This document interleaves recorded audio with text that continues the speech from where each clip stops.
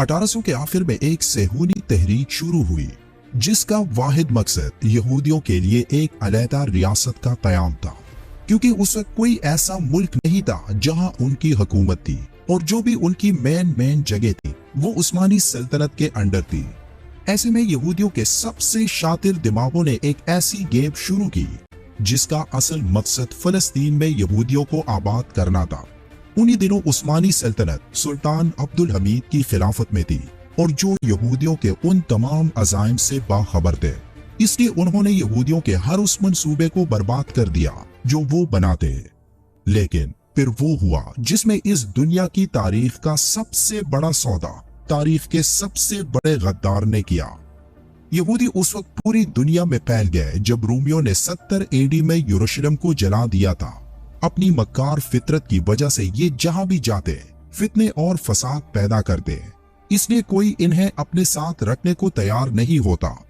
उस वक्त से ये लोग अपने एक मसीहा के इंतजार में हैं कि जो उनको एक ही जगह इकट्ठा करके इन्हें पूरी दुनिया का हुक्मरान बना देगा। लेकिन जब सैकड़ों सालों तक इनके मसीहा नहीं आए तो तब चंद यहूदियों ने एक ऐसा मंसूबा बनाया जो दुनिया की तारीख का सबसे भयानक और तारीख मंसूबा था। उस मंसूबे के मुताबिक उन्होंने यहूदियों के लिए इसराइल के नाम पर एक अलग मुल्क बनाने पर गौर शुरू किया। इसके लिए अगस्त 1897 में बेसल स्विट्जरलैंड में पहली आलमी सेहूनी कांग्रेस के मौके पर सेहूनियों के बानी थियोडोर हर्जल ने वर्ल्ड ज़ायनिस्ट ऑर्गेनाइजेशन की बुनियाद रखी, जिसका मकसद फलस्तीन में सेहूनियों की जाली रियासत कायम करना था। फिर माउंट ज़ियोन जो यरूशलेम में पुराने शहर की दीवारों के बाहर एक पहाड़ी है जहां आज मस्जिद अक्सा कायम है, लेकिन अहले यहूद के मुताबिक इस जगह कभी हैकल सुलेमानी कायम था। अपनी रियासत के कयाम के लिए उन सेहूनियों ने सबसे पहले बरतानवी सल्तनत के सामने हाजिरी दी जो उस वक्त दुनिया में एक ताकतवर रियासत थी, लेकिन बरतानिया ने उनकी बात को नजरअंदाज कर दिया। लेकिन बाद में उन्होंने ये सोचा कि इनकी ये तहरीक रोज बरोज ताकतवर होती जा रही है और इसीलिए बरतानिया ने युगेंडा, साइप्रस और साइबेरिया के कुछ इलाके उनको देने चाहे। लेकिन सेहूनियों की एक ही डिमांड थी कि उन्हें फलस्तीन में रहने की जगह दी जाए जो अरबों का वतन है और जिसका जिक्र तौरात और कुरान में किया गया। उस वक्त उस्मानी सल्तनत को यहूदियों की उन चालाकियों का इल्म हो चुका था और 1871 में सेहूनियों की तहरीक से पहले ही उस्मानी सल्तनत ने फलस्तीन के 80% इलाके को रियासत का हिस्सा करार दे दिया।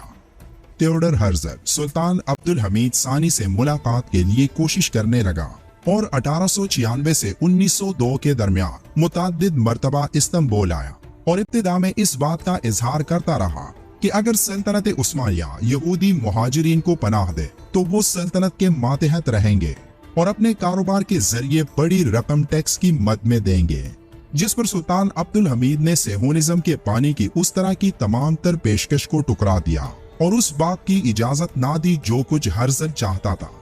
जब मामला यहूदियों के फलस्तीन में आबाद किए जाने तक पहुंचा तो सुल्तान ने उस बात की भी इजाजत ना दी कि यहूदियों को फलस्तीन में आबाद किया जाए, क्योंकि सुल्तान अब्दुल हमीद इस बात से आगाह थे कि सेहूनी खतरनाक अज़ाइम के साथ फलस्तीन में दाखिल होना चाहते हैं और सुल्तान का मौक़िफ़ वाज़ेह था कि किसी भी तौर पर बैतुल मुक़द्दस के शुमारियात में तब्दीली की इजाजत नहीं दी जाएगी। चुनांचे सुल्तान ने फलस्तीन का इलाका सेहूनियों को देने से इनकार कर दिया। उस वक्त सल्तनत उस्मानिया पर बाहरी कर्जे भी बहुत थे और उसी बात को सोचकर हर्जल ने करोड़ों का लालच भी दिया कि अगर आप यहूदियों को फलस्तीन का एक टुकड़ा देकर बसने की इजाजत दे दें तो हम फौरी उतनी रकम देंगे जिससे आप अपनी सल्तनत का अच्छा खासी बाहरी कर्जा चुका देंगे।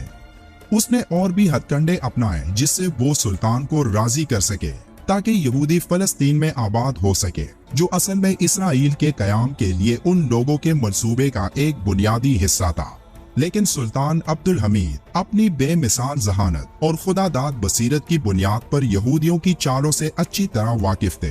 वो समझ गए कि यहूदियों के लिए जमीन की खातिर ये रिश्वत की पेशकश की जा रही है, इसलिए उन्होंने उस पेशकश को टुकराकर हर्जल को ये जवाब दिया कि मैं फलस्तीन की एक बालिश जमीन भी नहीं दे सकता। फलस्तीन कोई मेरी जाती मलकियत नहीं जो मैं इसे तकसीम कर दूं। ये उम्मत मुस्लिमा की मलकियत है। हमारी कौम ने इसके लिए जिहाद किया है और इस सरजमीन को अपने खून से सैराब किया।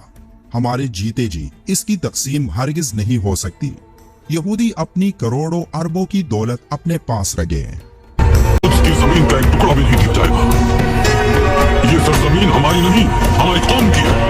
हम भी ये ऐलान करते हैं, जब तक हम जिंदा हैं, ये रियासत कभी कायम नहीं होगी, कामयाब नहीं होने देंगे। चले जाओ। हर्जल को यकीन हो गया था कि अब्दुल हमीद के सुल्तान रहते हमारा मंसूबा कभी भी कामयाब नहीं हो सकता। इसलिए उसने उस वक्त के फ्री मेसन तंजीम के साथ इत्तेहाद किया और शरीफ मक्का और नौजवान तुर्क तंजीम के साथ मिलकर सल्तनत उस्मानिया के खात्मे के मुहिम पर लग गए। शरीफ मक्का हुसैन बिन अली यही वो शख्स था जिसकी वजह से उस्मानी सल्तनत का खात्मा हुआ और फलस्तीन में यहूदियों को आबाद किया गया, जहां बाद में इसराइल के नाम पर एक अलग रियासत का कयाम मुमकिन बनाया गया। ये भी याद रहे कि सल्तनत उस्मानिया में हिजाज पर, जहां मुसलमानों के दो मुकद्दस तरीन शहर मक्का और मदीना हैं, पैगंबर इस्लाम के कबीले बनु हाशिम से ताल्लुक रखने वाले को खानदान का हुक्मरान बनाया जाता था और वो शरीफ मक्का कहलाते थे। ये शख्स मुकम्मल तौर पर फ्री मैसन के लिए काम कर रहा था, जिसने सुल्तान अब्दुल हमीद की खिलाफत के खात्मे में भी एक अहम किरदार अदा किया था और बाद में बरतानिया की मदद से मदीना पर हमला करके मक्का और मदीना में उस्मानी खिलाफत के आखिरी सिपाहियों को हथियार डालने पर मजबूर कर दिया था।